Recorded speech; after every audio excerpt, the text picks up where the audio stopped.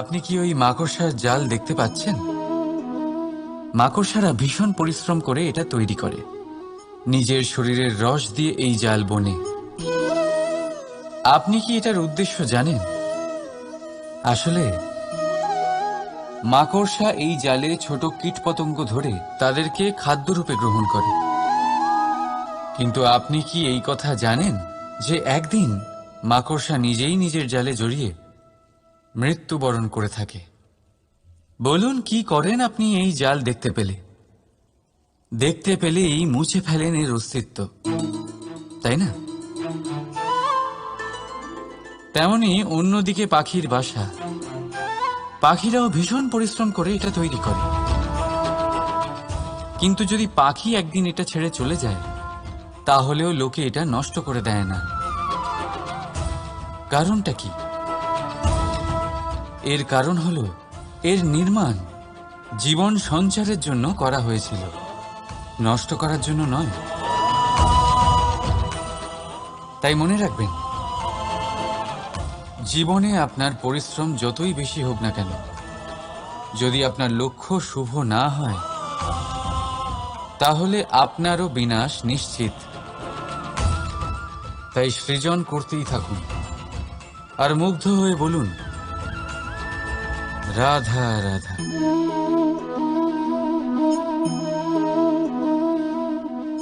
আপনার কি মনে হয় আমি কি করছি? আপনি বলবেন আমি প্রদীপ জ্বালাচ্ছি।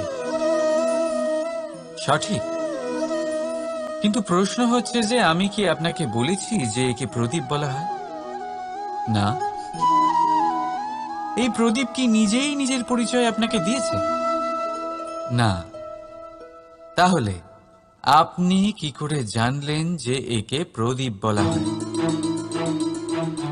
উত্তর হচ্ছে প্রকাশ, যে স্বয়ং জ্বলে অন্ধকারের মধ্যে সংসারকে পথ দেখায়, সেটাই প্রদীপ।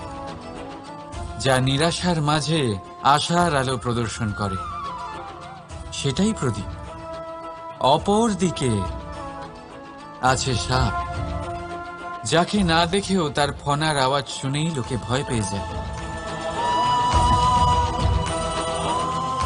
তার মানে ব্যক্তির পরিচয় তার কর্মের দ্বারা পাওয়া যায়। তাই আপনার এটা বলার প্রয়োজন নেই যে আপনার পরিচয় কি। এটা আপনার কর্মই নিশ্চিত করবে যে লোকে আপনাকে প্রদীপ ভেবে ভালোবাসবে নাকি সাপ ভেবে ভীত হয়ে থাকবে। রাধা রাধা। সময় কত বিচিত্র হয়। সময় আমাদের পক্ষে থাকলে আমরা নিজেদের রাজা মনে করে নিই, আর সেই সময় যদি বিপক্ষে চলে যায়, তাহলে নিঃস্ব হতে সময় লাগে না। তাই মানুষের একটা অভ্যেস আছে, খারাপ সময়ের জন্য কিছু সঞ্চয় করা। আত্মীয়, বন্ধু খারাপ সময় পাশ থেকে সরে যায়। যশ, মান প্রতিকূল সময় চিরস্থায়ী হয় না। তাই মানুষ মনে করে অর্থ সঞ্চয় করাই শ্রেয়। অর্থের কোনো হৃদয় নেই যা সময়ের সাথে পরিবর্তিত হবে। সংসার বলে সর্বদা অর্থ সঞ্চয় করতে থাকুন। খারাপ সময় অবশ্যই কাজে লাগবে, কিন্তু আমি বলবো শুভ কর্ম করতে থাকুন, আনন্দে থাকুন, নিজের ওপর আর ঈশ্বরের ওপরে বিশ্বাস রাখুন। খারাপ সময় কখনো আসবেই না। রাধা রাধা। প্রকৃতি মানুষকে এক বিশেষ শক্তি দিয়েছে, অন্য জীবের থেকে বেশি শক্তি দিয়েছে। স্মরণ শক্তি। এই শক্তি মানুষকে অন্য জীবের থেকে ভিন্ন করে, ইতিহাস রচনা করার প্রেরণা দেয়, জ্ঞানকে বংশানুক্রমে এগিয়েও নিয়ে যায়। আর যারা ভুলে যান, অধিকাংশ সময় তারা উপহাস আর দয়ার পাত্র হয়ে যান। কিন্তু এটাই কি প্রকৃত রূপে সত্য? না। এই স্মরণ শক্তি মানুষের বিকাশের সব থেকে বড় বাধা হয়ে দাঁড়ায়। তার মনকে দূষিত করে দেয়। খারাপ অভিজ্ঞতা, কারোর করা বিশ্বাসঘাতকতা, কারোর কটাক্ষ বেশিরভাগ মানুষই ভুলতে পারেন না, আর তারপর প্রতিশোধ নিতে উদ্যত হন। প্রথমে সময় নষ্ট করেন প্রতিশোধের প্রস্তুতিতে, আর তারপর সময় নষ্ট করেন প্রতিশোধ নেওয়ার সুযোগ খুঁজতে। যদি সন্তুষ্টি পেতে চান, যদি জীবনে আনন্দ পেতে চান, তাহলে স্মরণ শক্তির সদ্ব্যবহার করুন। নিজের স্মরণ শক্তিকে চালনা করুন শুধুমাত্র ভালো কথা আর ভালো স্মৃতির দিকে। জীবনে আনন্দ পাবেন। রাধা রাধা। মানুষ নিজের পরিবারের জন্য কত কিছুই না করে, দিন রাত পরিশ্রম করতে থাকে যাতে তার পরিবারের প্রয়োজন পূরণের জন্য অর্থ রোজগার করতে পারে। কিন্তু শুধু অর্থ রোজগার করাটাই কি যথেষ্ট? আপনি বলবেন, হ্যাঁ নিশ্চয়ই, অর্থ দিয়ে সব কিছু পাওয়া যায়, বিদ্যা পাওয়া যায়, বাড়ি পাওয়া যায়, ওষুধ পাওয়া যায়, আর কত কিছুই না পাওয়া যায়। এই সব একটা পর্যায় পর্যন্ত সঠিক, কিন্তু একটু মন দিয়ে ভেবে দেখুন, যখন কোনো শিশু অসুস্থ হয়ে পড়ে তখন সে ওই তিক্ত ওষুধ কেন খেয়ে নেয়? এই জন্য কারণ ওর পিতা সেই ওষুধ অর্থ দিয়ে কিনেছে? না, বরং এই জন্য কারণ তার পিতা যে তার সামনে দাঁড়িয়ে, তার ওপরে তার বিশ্বাস আছে। বিশ্বাস আছে যে উনি তার কিচ্ছু হতে দেবেন না। এই বিশ্বাস, এই সংস্কার, এই শিক্ষা কখনো অর্থ দিয়ে পাওয়া যায় না। এটা পাওয়া যায় সেই সময় থেকে যা মাতা পিতা তাদের সন্তানের সাথে কাটিয়েছেন। তাই জীবনে অর্থ অবশ্যই উপার্জন করুন, কিন্তু নিজের পরিবারকেও সময় দিন, আনন্দ পাবে। রাধা রাধা। বিরোধিতা এমন এক শব্দ যা শুনে আমরা সবাই ভয় পেতে থাকি। যদি কেউ আমাদের বিরোধিতা করে তা আমাদের সহ্য হয় না। আমরাও কারোর বিরোধিতা করে কোনো শত্রুতা করতে চাই না। এই ধরনের ভাবনা আমাদের মনে আসতেই থাকে। কিন্তু বিরোধিতা, এই শব্দ আপনার শান্তির জন্য, আপনার সুখের জন্য কতটা গুরুত্বপূর্ণ তা আপনারা জানেন না। তাই যদি কাল এসে কেউ আপনার বিরোধিতা করে, তখন সবার আগে নিজেকে যাচাই করুন। আপনি কি ভুল করেছেন? আপনার দোষ কি? নিজের মধ্যে কি ত্রুটি আছে সেটা বোঝার চেষ্টা করুন, নিজেকে সংশোধন করার চেষ্টা করুন, তারপর দেখুন বিরোধিতার এই আগুন আপনাকে স্বর্ণ থেকে কুন্দন বানিয়ে তুলবে। বলা হয় এই সংসারে খারাপ বেড়েই চলেছে, কিন্তু তার কারণ এ নয় যে খারাপ মানুষ বেড়ে চলেছে। তার কারণ হলো যে ভালো মানুষ, যাদের ভালো চিন্তা, ভালো বিচারধারা আছে, তারা খারাপের বিরোধিতা করতে পারে না। যদি আপনার সম্মুখে কোনো খারাপ কর্ম হয়, তাহলে তার বিরোধিতা করতে সংকোচ করবেন না,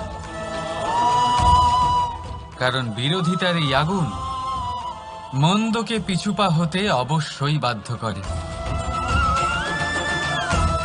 রাধা রাধা।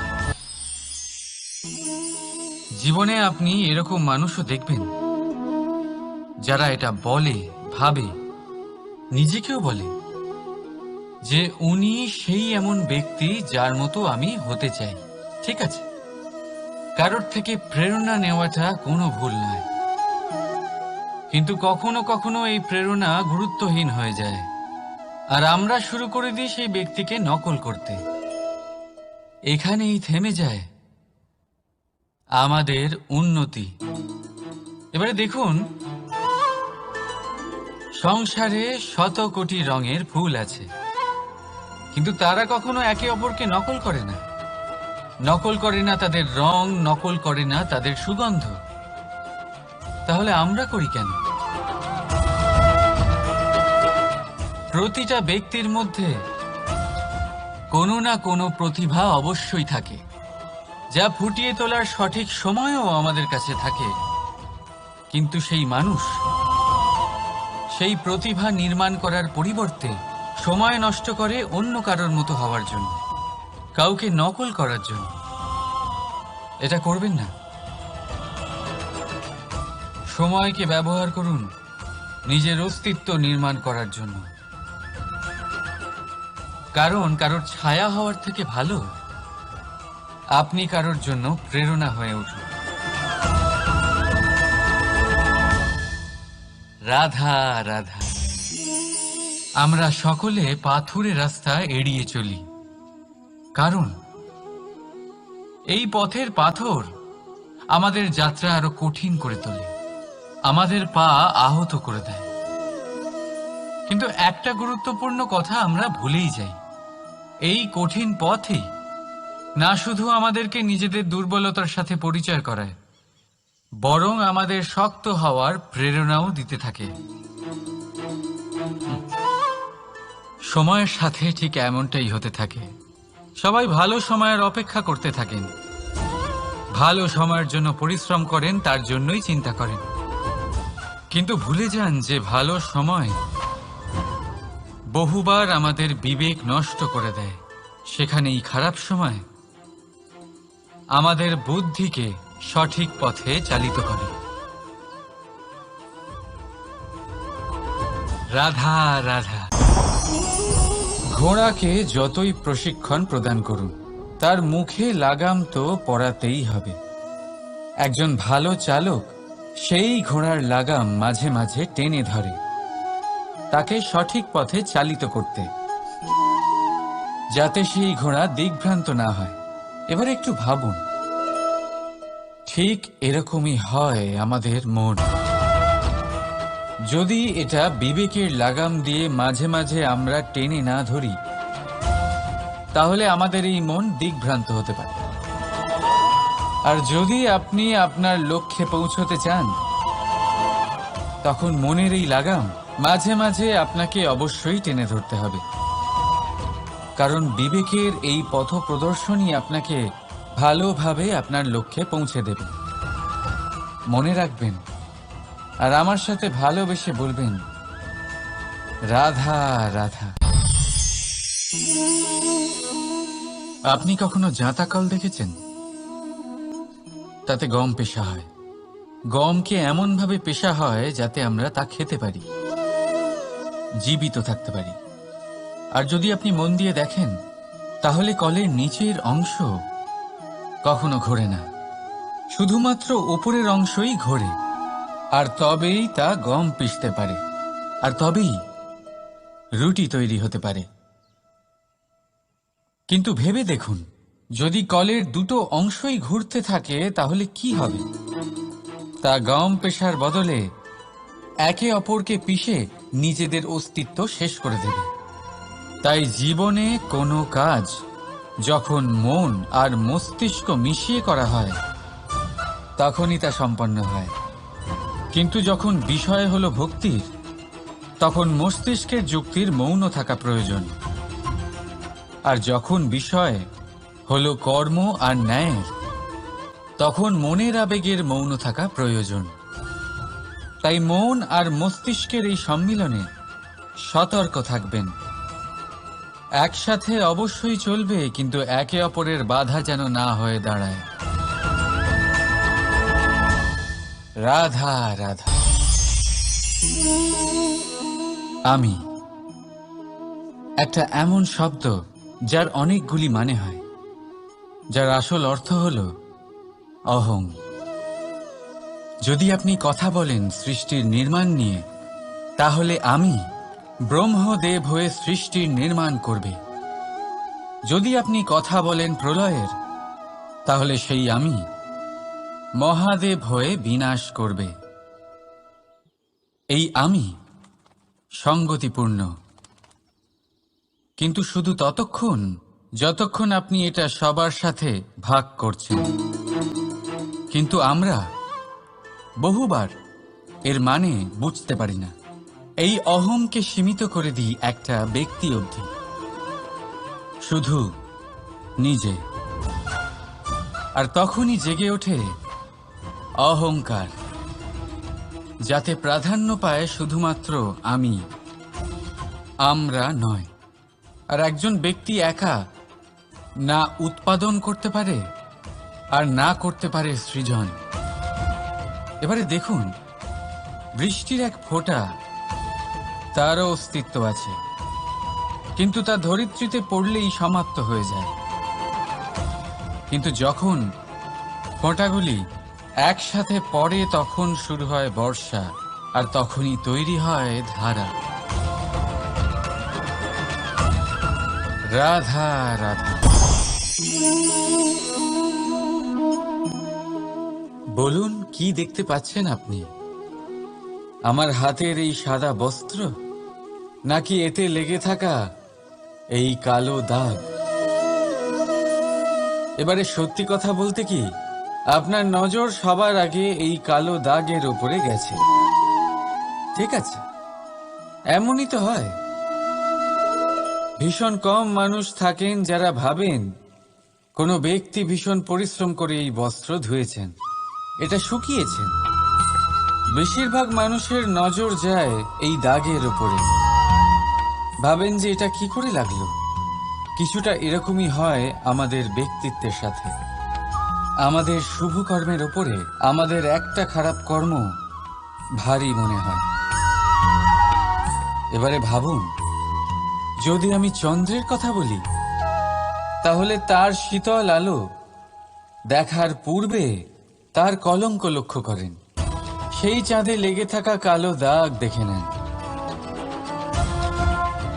সেই জন্যই বিশেষ করে যারা শুধুমাত্র শুভ চিন্তা করেন আর উপকারী কর্ম যারা করেন, তাদের আমি বলবো সাবধানে থাকবেন, কারণ আপনার একটা খারাপ কর্ম চিরকালের জন্য উদাহরণ হয়ে দাঁড়াবে। রাধা রাধা। সাফল্য।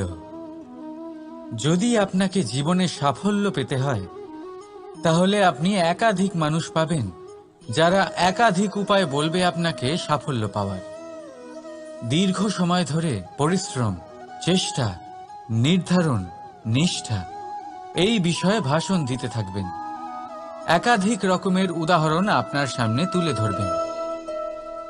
কিন্তু আমার এটা মনে হয়, আমরা কেন সেই বিষয়ে কথা বলি না যা মানুষকে অসফল করে তোলে? শুধু দুটো ব্যাপার অসফল হওয়া নিশ্চিত করে। শুধু দুই ধরনের মানুষ বেশিরভাগ অসফল হন। প্রথম তারা যারা ভাবে অনেক কিছু কিন্তু কিছুই করে না, আর দ্বিতীয় তারা যারা অনেক কিছু করতে থাকে কিন্তু ভাবনা চিন্তা না করে। ভাবনা আর কর্ম, এদের মাঝে সামঞ্জস্য রাখা খুব জরুরি। যদি এটা থাকে, তাহলে জীবনে কখনো অসফল হবেন না। রাধা রাধা। আপনি অনেককে এই কথা নিশ্চয়ই বলতে শুনেছেন, এই ব্যক্তির দৃষ্টিতে দম্ভ আছে, এই ব্যক্তির চোখের ওপর অহংকারের পর্দা পড়ে আছে, ইত্যাদি ইত্যাদি। চলুন, আমি আপনাকে একটা প্রশ্ন করছি। আপনি দেখেন কি দিয়ে? দৃষ্টি দিয়ে নাকি দৃষ্টিভঙ্গির সাহায্যে? ভাবুন। চিন্তায় পড়ে গেলেন নিশ্চয়ই। দৃষ্টি যে কোনো বস্তুর বা যে কোনো মানুষের শুধু বাইরের রূপটা দেখায়, যেখানে দৃষ্টিভঙ্গি আপনাকে সোজা আসল পরিচয়ের সাথে সাক্ষাৎ করায়। উদাহরণ হিসেবে চন্দ্র। চন্দ্র আমরা সবাই দেখেছি। বহু মানুষ আছেন যাদের চন্দ্র অত্যন্ত সুন্দর লাগে, আবার কিছু মানুষ এমনও আছেন যারা এই চন্দ্রের মধ্যেই দাগ খুঁজে বার করেন। এই হলো দৃষ্টিভঙ্গি। যদি নিজের দৃষ্টিভঙ্গিতে প্রেম রাখেন, ভালোবাসা রাখেন, সম্ভ্রম রাখেন, তাহলে তার বদলে আপনিও প্রেম আর সম্মান অবশ্যই পাবেন। এবারে দেখুন, যে জল দিয়ে ঈশ্বরের মূর্তি ধোয়া হয় তাকে চরণামৃত বলা হয়। এটার কারণ দৃষ্টিভঙ্গি। এখন আপনি পাথরকে ভগবান ভেবে পুজো করবেন, নাকি ভগবানকে পাথর ভেবে পরিত্যাগ করবেন? সিদ্ধান্ত আপনার, কিন্তু এই সিদ্ধান্ত নির্ভর করে আপনার দৃষ্টিভঙ্গির ওপর। তাই নিজের দৃষ্টিভঙ্গি শুভ রাখুন, নিজের দৃষ্টিভঙ্গিতে ভালোবাসা রাখুন, আর আনন্দে বলুন রাধা রাধা। বড় বড় রাজমহলের বড় বড় ইমারতের চূড়া কত সুন্দর হয়, কিন্তু আপনি কি কখনো এই বিষয়ে ভেবেছেন যে এই সুন্দর চূড়ায় পৌঁছতে গেলে আপনাকে পৃথিবীতে পা ফেলতেই হবে? সেই সুন্দর চূড়ায় পৌঁছে দীপ্তি পাওয়ার জন্য আপনাকে একটা কঠিন পথ অবলম্বন করতেই হবে। যদি আপনি কোনো কঠিন পথে না গিয়ে এই পৃথিবীর সাহায্য ছাড়াই শুধু উচ্চতার দিকে অগ্রসর হতে থাকেন, তাহলে সর্বদা অসফল হবেন। সেই জন্য নিজের স্বপ্ন পূরণের এই যাত্রাতে নিজের পথ কখনোই হারাবেন না, নিজের পথ থেকে সরবেন না। যদি এমন করেন তাহলে তো আপনার স্বপ্ন পূরণ হবেই না, তার সাথে আপনি নিজের পথও হারাবেন। রাধা রাধা। কৌতুক অর্থাৎ হাসি, এটা জীবনে কতটা গুরুত্বপূর্ণ। আমরা সর্বদাই হাসতে চাই, আমরা সর্বদা অন্যের মুখে এই হাসি দেখতে চাই। কিন্তু এই কৌতুক অনেক প্রকারের হয়, আর এই কৌতুকের ভিত্তি কি সেটাও খুব গুরুত্বপূর্ণ। কৌতুক কেবল তখনই পাবেন যখন তা শুদ্ধ মন থেকে আসবে। কৌতুক তখনই পাবেন যখন তা সামনের জনকেও হাসিয়ে তার কষ্ট হরণ করবে। এবারে যদি কৌতুক হিংসার থেকে বেরোয়, তখন তা কটাক্ষ হয়ে যায়, সামনের মানুষের মনে আঘাত করে। তারপরে সে তৈরি থাকে যে কখন আপনার উপরে আবার প্রহার করতে পারবে। তাই যদি হাস্য কাউকে ছোট করার জন্য হয়, তা হাস্য নয়, উপহাস হয়ে যায়। আর তা সামনের জনকে আনন্দ নয়, শুধু অপমান দেবে। আর অপমানিত ব্যক্তির মন তিক্ত হয়ে থাকে। তাই মনে রাখবেন যে এই কৌতুক যেন কৌতুকই থাকে, তা উপহাস বা কটাক্ষ না হয়ে যায়। রাধা রাধা। মানুষ এই শব্দের সূচনা হয় মন থেকে, আর সেই জন্যই হয়তো আমাদের এই মন এতটা গুরুত্বপূর্ণ। এবারে দেখুন না, আমাদের মনই সবকিছু চালনা করে। মনই সেই যে কল্পনা করে, মনই সেই যা কল্পনাকে বাস্তবে পরিণত করার জন্য পরিশ্রম করতে আমাদের প্রেরণা যোগায়। মনই সেই যা লোভের জালে জড়িয়ে পড়ে। মনই সেই যা অভিমানের পর্দা দিয়ে ঢেকে যায়। আর এই মনই সেই যা আপনাকে বিনাশের দিকে টেনে নিয়ে যেতে পারে। কিন্তু যদি তা পরোপকার করার ইন্ধন পায়, তাহলে এমন কোনো মহান কাজ নেই যা আপনি করতে পারবেন না। কিন্তু এই মন কি? এটা বোঝানো যায় দুটো শব্দের মাধ্যমে, দুটো সহজ শব্দ। প্রথম, একজন কুশল সেবক।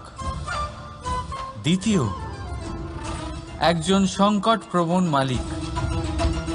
যদি আপনার এই মন আপনার নিয়ন্ত্রণে থাকে, তাহলে সে হলো আপনার সেবক। তাই আপনার অস্তিত্ব আছে। কিন্তু যদি আপনার মন আপনার কর্মের ওপরে নিয়ন্ত্রণ করে, তাহলে এই মন আপনার মালিক, আর তখন আপনার বিনাশ নিশ্চিত। তাই নিজের এই মনকে নিয়ন্ত্রণে রাখুন, কিন্তু ভালোবেসে। আসুন আমার সাথে আনন্দে বলুন, রাধা রাধা। এই সূঁচ দেখতে পাচ্ছেন আপনি? এটা শুদ্ধ লোহা দিয়ে তৈরি। বস্ত্র সেলাই করার কাজে লাগে, অস্ত্রোপচারে কাজে লাগে। কিন্তু আপনি কি কখনো ভেবে দেখেছেন এই সূঁচ কিভাবে তৈরি হয়? লোহার এক বড় অংশকে পিটিয়ে পিটিয়ে টেনে টেনে তাকে পাতলা বানানো হয়। এরপরেই আমরা পেয়ে থাকি সূঁচ। ভাবুন, যদি লোহার টুকরোতে অনর্গল প্রহার করার ফলে একটা লোহার টুকরো সূঁচে পরিণত হয়, তাহলে আমাদের জীবনে অনর্গল চেষ্টা করার ফলে জীবনের সমস্ত অংশকে আমরা কত প্রভাবশালী কাজে পরিণত করতে পারি। শুধু প্রয়োজন দৃঢ় নিশ্চয়তা। তাহলে আসুন আমার সাথে ভালোবেসে বলুন, রাধা রাধা।